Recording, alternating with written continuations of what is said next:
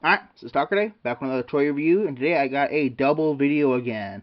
It's I got Figma Hatsune Miku, made by Bandai, and I have the Hatsune Miku from Figma. And let's give you a compare and contrast between these two, so let's take a quick look at the packaging on Figma Hatsune Miku. You got a nice big old window box here. You see the figure inside with their accessories on either side there. Let me pan the camera up a bit. We got her on the side in her kind of robot mode. We have her in her human mode here. On the side here, we got another piece of artwork. Same thing on the other side, piece of artwork. And on the back, we have all the various things you can do with her and lots of foreign Japanese writing that I can't read. And on the bottom, we have other stuff that we can't read. Sadly, no sad Pac-Man. Where's the sad Pac-Man? I want a sad Pac-Man. Now, this one is a Figma one that I picked up off of the buy-sell trade page, buy-sell trade thread on 4chan, and I picked it up from a Samuel Conley. Thank you very much for selling it to me. And he's got a Tumblr page, colorlesstoontumblr.com, and I'll put a link for that down below in the description. So she did not come. I got her secondhand. She did not come with her original packaging, but she comes with the nice Figma bag that Figma is apparently known for. So let me go ahead and get these girls out of their packages, and I will talk about the virturoid one first. So talking about the Bandai one first, I'm glad I picked her up. She is beautiful. I don't know much about Mitsu other than that she's a Vocaloid, and that's basically Android characters that are made from, their voices are made from voice sampling, so you can program their voices using little snippets of voice. They have no anime series. It's just a very pretty looking anime girl with nice blue hair. And she comes with a very nice stand that has little pop-out pegs on the bottom, so you can actually add on other accessories that she comes with. The stand itself, it could be better. This peg doesn't really want to peg in very well. There you go, that's better. It's really meant to use this peg right here for a pose I'll show off later on. Figure herself, though, she's got a lot of Tron-esque detailing on her. She's got a nice humanoid face and got like tech detailing on her wrists. And it's on the other wrist also, and the numbers, and just I like the way this figure looks, and it's got nice molded detail all the way down the side. She even has this weird translucent plastic thing going on her hair.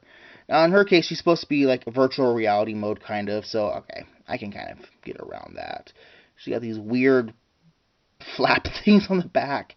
And the coolest thing is she's got a CD player stored here on her back. Now, the CD is on a hinge, but it's also not glued in. So if you do get this figure, be careful of that, because that can be a very easy piece to lose. I'm probably going to glue that in myself later on.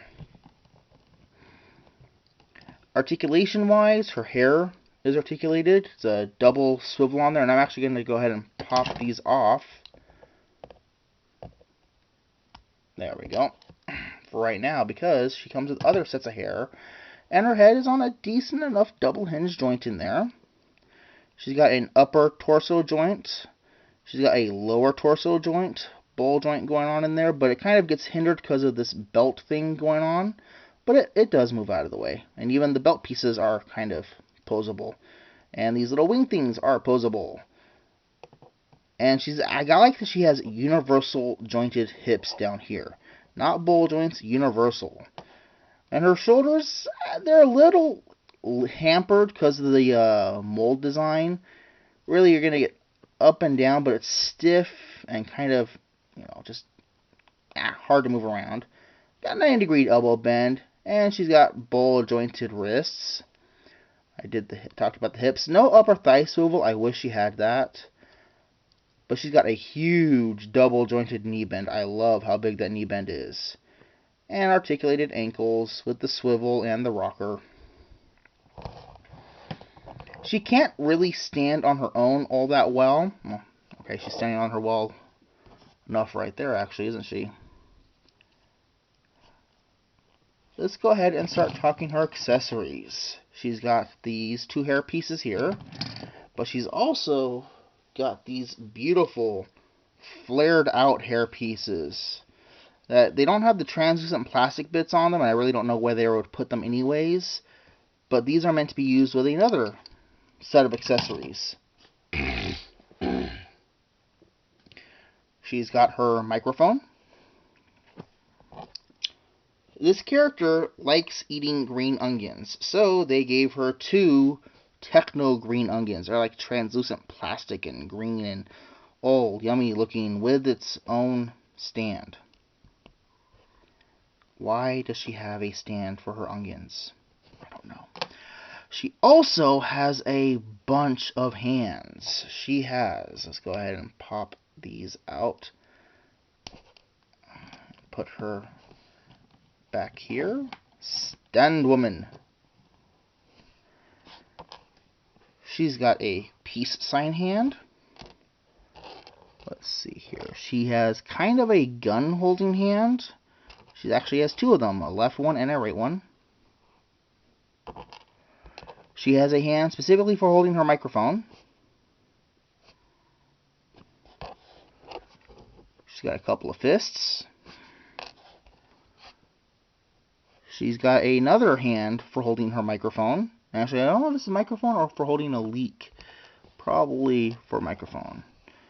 She's got kind of splayed out, kind of jazz hands. And she's got kind of a half gripping, half not. And this little bit right here is actually another piece to use for her head. This is a replacement for her neck joint. This is an actual joint, it's just a peg to hold her head on. So let's go ahead and get those all out of the way for right now, so I don't accidentally lose any of them.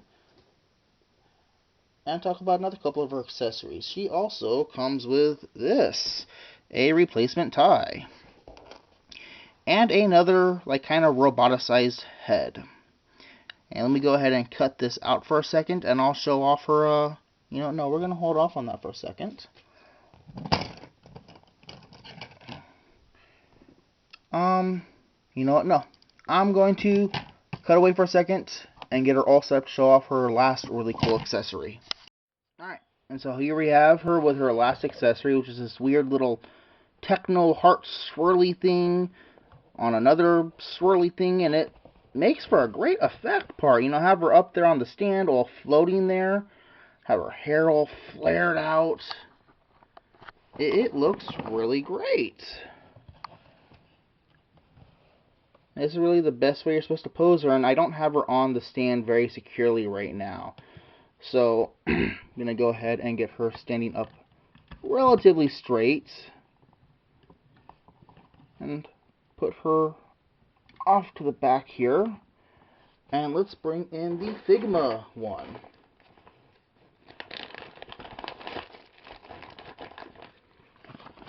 Get her out of the box. Out of the bag, actually. And this one, I like this one too. This one's kind of a humanoid version, actually. No. And her hands slip out fairly easily. Gotta be careful of that. And stand her up. Actually, she has a lot more trouble standing because her hair is permanently attached, for one thing. And she's actually got, I don't want to say smaller feet, but she kind of does. But she too comes with her own display stand, so let's go ahead and get that out.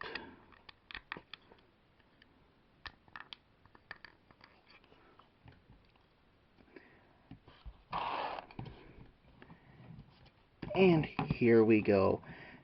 And this one's got, great face sculpt, great hair sculpt. I like how the hair is actually molded in pretty much completely translucent plastic, but then it's got this nice gradient going on as it goes from a ghostly blue all the way up to completely translucent blue. I do like that a lot.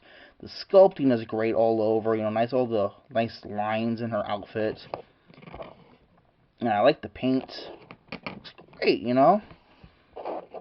Posability wise, her head's on a double hinge joint up in there. She's got multiple hinges in her shoulders, so she's going to get full swivel 360 in and out. She's got almost a double jointed elbow, but not quite. And with Figmas, instead of their hands being, hands with balls on them and popping in there, like with the Bandai figure, it's the hinge built directly into the hand, and it just pops right into the stump like that.